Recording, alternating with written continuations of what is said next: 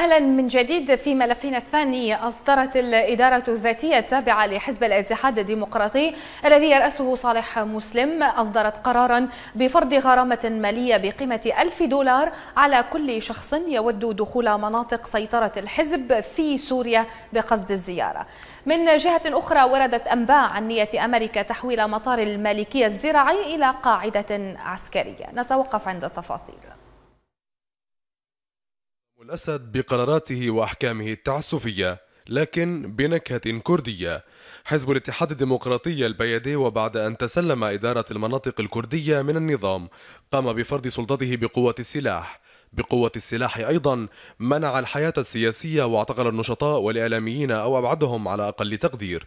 بالتزامن مع هذه الإجراءات، أقام الحزب إدارته الذاتية وبدأ بفرض القرارات بما يتناسب مع مصالحه الحزبية. كان آخرها فرض غرامة مالية بقيمة $1000 أمريكي على كل شخص يرغب بزيارة أهله في مناطق سيطرة البيادي، وفقا لما نشرته الإدارة الذاتية التابعة للحزب تحت مسمى مشروع تعديل قانون واجب الدفاع الذاتي. وحسب القرار فإنه يجب على المقيمين في الخارج وحاملي الجنسيات الأجنبية من السكان الأصليين لمناطق الإدارة الذاتية دفع مبلغ وقدره $1000 في كل زيارة لهم، على أن لا يتجاوز المبلغ المستوفي كبدل $5000، أي ما يقدر بالمجمل بحوالي 2,000,000 ليرة سورية. ووفقا للمصادر المقربة من البيادي، فإن القانون لا يشمل الكرد السوريين في إقليم كردستان العراق أو المقيمين في تركيا. القانون، والذي ما زال قيد النقاش، أثار الكثير من الاستياءات لدى الناشطين والأوساط الكردية، الذي يهدف بحسبهم إلى سلب أموال المهجرين واللاجئين، فيما وصفه آخرون بأنه يستهدف تغيير ديمغرافية المناطق الكردية وفقا لأولويات السكان الحزبية، خاصة أن القرار يخص الكرد دون العرب والمسيحيين.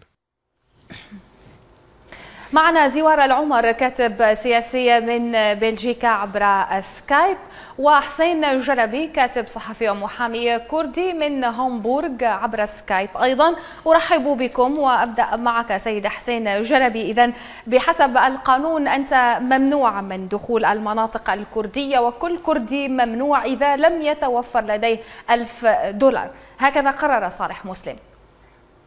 الواقع، مساء الخير لك ولضيفك الكريم ولمشاهديك. الواقع أنا ممنوع من العودة إلى المنطقة، من دخول المنطقة الكردية السورية ليس الآن، يعني منذ بداية الثورة السورية، أو لنقل قبل ذلك بكثير بسبب النظام السوري، ولكن بعد بدء الثورة السورية أنا ممنوع من العودة إلى المنطقة الكردية السورية، لأني ملاحق حقيقة من حزب صالح مسلم من جماعته، كوني أقوم بالتعبير عن رأيي، بإظهار انتقادي لبعض التصرفات التي الغير معقولة طبعا أقوم بوضعها تحت المجهر، أقوم بانتقادها بكتابة ما يعني وضعها في سياقها حقيقة. لذلك المسألة لا تتعلق بقانون تجديد الإجباري أو قانون تعديلات قانون الذي ممكن أن يقوم بتصديق عليه يوم السبت القادم. حقيقة سيتم تصديق عليه، لأنه حدثت قبل الآن وقائع كانوا يطرحون قضايا للنقاش على أساس هي للنقاش، ولكن بعد عدة أيام عندما يجدون بأن هنالك كم هائل من الانتقادات لتلك المشاريع، مشاريع القوانين، يقومون بالتصديق عليها وكأن المسألة كيدية.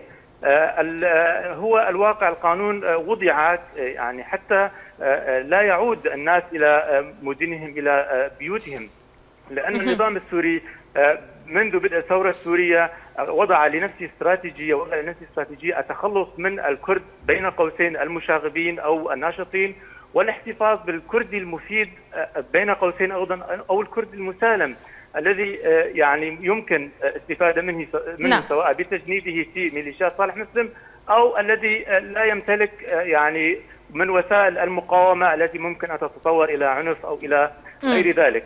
لذلك بعد أن تم تفريغ المنطقة الكردية نتيجة عدة إجراءات، منها التجنيد الإجباري، منها التهجير، منها فرض الأتاوات، الملاحقات، السجون، الآن تأتي المرحلة الثانية هي فرض هذا بين قوسين قانون، لأنه أقول قانون تجاوزا لأنه صادر عن جهة غير منتخبة، أقول قانون إذن لمنع عودة الناس. حقيقة لا أحد سوف يعود، يعني الذي نجا بجلده من هذه الإدارة التي تقوم بالسجن وتقوم بالملاحقة وتقوم بالتجنيد قسريا، من سيعود بهذه الظروف؟ ولكن حتى يعني ذهنيا أو نفسيا يتم القضاء على كل رغبة في العودة. هنالك الكثير طبعا يستطيع المرء أن يقول في هذا الشأن، ولكن حقيقة أكتفي بهذا الأمر. سأعود إليك زوار العمر. هل بالفعل كما قال حسين جلبي حتى لا يعود الناس إلى ديارهم وسوف لن يعود أحد، هذا ما يريده صالح مسلم من خلال هذا القرار، أو لديك قراءة أخرى لهدف هذا القرار؟ نعم، أولا يعني هذا القرار غير صادر من الناحية القانونية أو من الناحية الرسمية، غير صادر من حزب صالح مسلم، هو مشروع قرار سيتم مناقشته في المجلس التشريعي التابع لكانتون الجزيرة.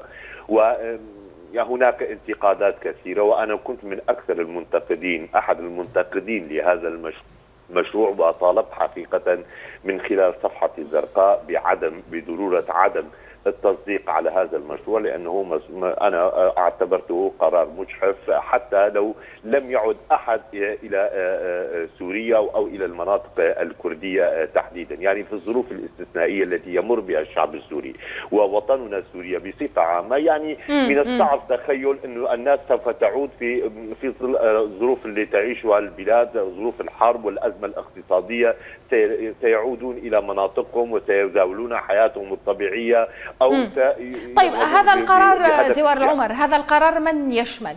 هل يشمل جميع الأكراد أم فقط المغتربين في دول الخليج، أوروبا، باقي دول العالم، طبعا باستثناء أكراد سوريا والعراق، أم فقط المعارضين لحزب الاتحاد الديمقراطي؟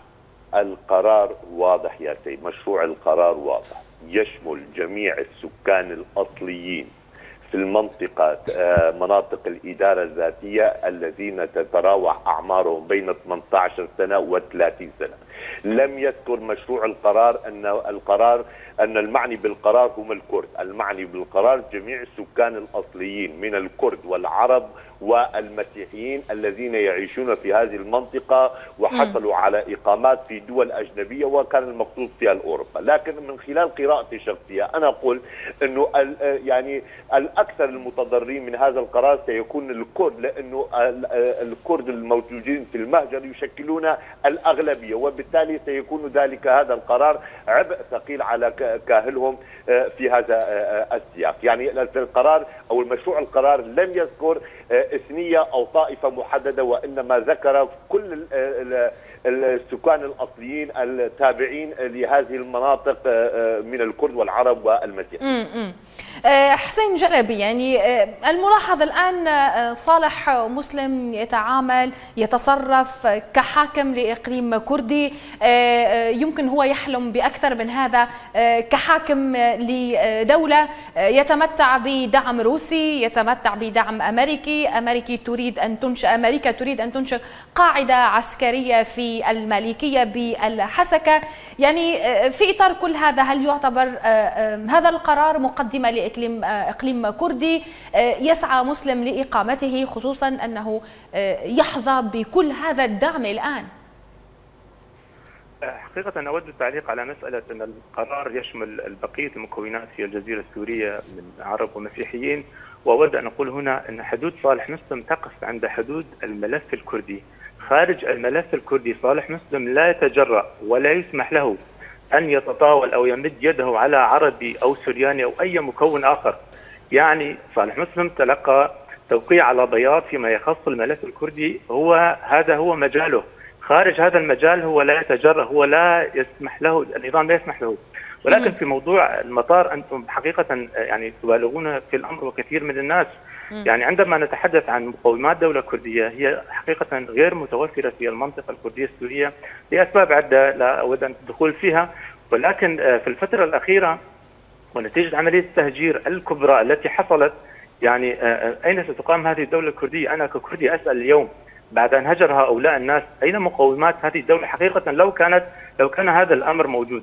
أما الصراع الروسي الأمريكي على صالح مسلم وعلى قوات صالح مسلم وما يتبعه، وحقيقة كل المسميات، كل التشكيلات، الإدارة الذاتية، القوات الديمقراطية، لا أعرف، يعني سلسلة نهائية لا تنتهي من الأسماء كلها تتبع لصالح مسلم أو حزب العمال الكردستاني الذي ينطلق في عملياته من قنديل، وهناك تنسيق بين هذا الحزب وبين النظام السوري. اما الصراع الامريكي الروسي على الملف الكردي فيعني هنالك رغبة أمريكية في يعني سحب البساط قليلا من تحت أقدام روسيا بعد أن تجرأت وقصفت المناطق السورية وتدخلت لمصلحة النظام. أمريكا تجد نفسها يعني معزولة اليوم. بالنسبة لمطار المالكية أنا حقيقة أستغرب هنا لماذا الولايات المتحدة الأمريكية تقوم ب يعني تأهيل مطار زراعي في منطقة المالكية ومطار القامشلي موجود.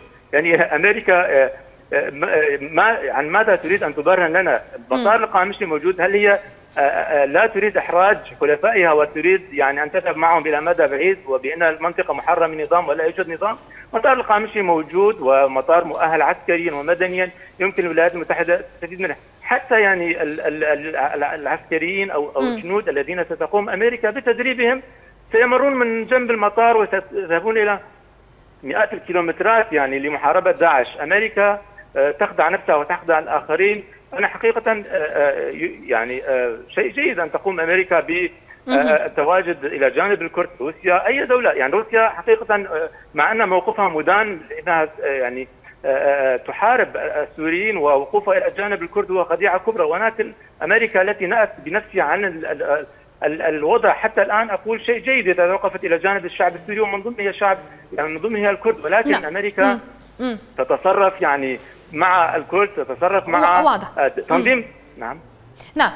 زوار العمر طبعا كثير من الأسئلة طرحها حسين جلبي، يعني هل هذا القرار هو للتجنيد الإجباري بما أن الأعمار تتراوح بين 18 و 30 سنة، وطبعا ما الهدف من قيام الولايات المتحدة بتحويل مطار المالكية الزراعي إلى قاعدة عسكرية؟ يعني كيف ترى الأمور؟ يعني أولا أنا قلت لك بكل وضوح أنه المشروع القرار الذي صدر وتم الكشف عنه يعني تضمن بكل وضوح أنه يعني يشمل فئة عمرية محددة بين 18 سنة و30. لم يذكر فئة معينة من السكان المنطقة، لم يقول أنه هذا القرار معني به الكرد فقط، بل قال كل السكان الأصليين في هذه المنطقة. وهذا المشروع سيطرح على المجلس التشريعي وسننتظر إلى حد يوم السبت لنرى هل سيعتمد هذا القرار بشكل رسمي ولا لا. أنا كنت حقيقة من أحد المنتقدين لهذا القرار ويعني انتهينا من هذه النقطة. النقطة الثانية فيما يتعلق بالقاعدة الأمريكية، يعني حكينا حول هذا الموضوع في السابق أنه كان هناك مستشارين أمريكيين أتوا إلى المناطق الكردية، زاروا مدينة كوباني ومروا على كل المناطق، ويعني هناك حديث أنه الولايات المتحدة الأمريكية تسعى لإقامة قواعد معينة ليست في المنطقة الكردية في سوريا وأيضا في منطقة كردستان العراق، لأن هذه المناطق تحاذي مناطق سيطرة داعش. وأمريكا حقيقة في تحالف متين وقوي جدا مع القوات الكردية، سواء مع وحدات حماية الشعب الكردي أو مع قوات البشمركة في كردستان العراق في إطار الحملة الدولية ضد داعش. وكان هناك دعم عسكري غير محدود بالسلاح والذخيرة والقصف الجوي لمواقع داعش لصالح القوات الكردية في سوريا ولصالح قوات البشمركة في كردستان العراق. وأكد أكثر من مسؤول أمريكي أن الكرد يشكلون جبهة أساسية، يعني طليعة القوى الأساسية في المنطقة في مواجهة داعش. أشكرك، انتهى وقتي. أشكرك زوار العمر، كاتب سياسي، كنت معي من بروكسل عبر سكايب. وشكرا لحسين جلبي، كاتب صحفي ومحامي كردي من هامبورغ عبر سكايب أيضا. ختام هذه الحلقة من تفاصيل لهذا الأسبوع. مشاهدينا دمتم في أمان الله.